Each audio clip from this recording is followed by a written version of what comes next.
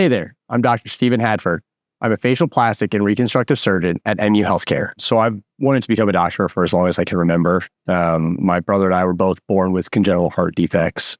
And so grew up going to the doctor a lot. And I always loved working with my hands, whittling sticks, doing carpentry as I got older. And so I knew I wanted to be some sort of surgeon for as long as I can remember. One of the areas that I see is folks with facial paralysis, whether that's from Bell's palsy, Ramsay-Hunt syndrome, from tumors that are, inside the brain or outside the brain. The options for that either can be something as simple as, some injections to help facial spasms, all the way up to transplanting muscles from patients' legs to give them a smile when they no longer have a smile. So I think some of my greatest strengths as a doctor is being really open to understand what it is that patients are looking for, what it is that they want. There's oftentimes not a single right answer for a lot of medicine, but certainly in reconstructive surgery.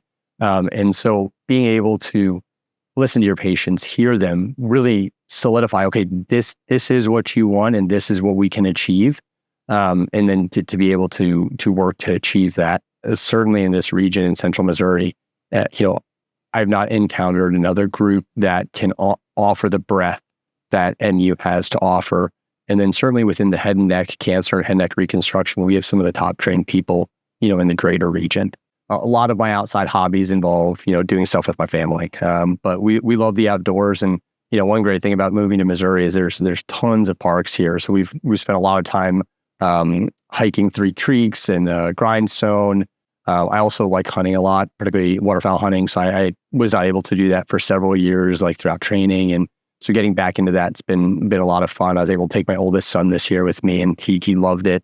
So just spending lots and lots of time outdoors, and then hopefully once it starts to get warmer again, doing some camping and stuff like that.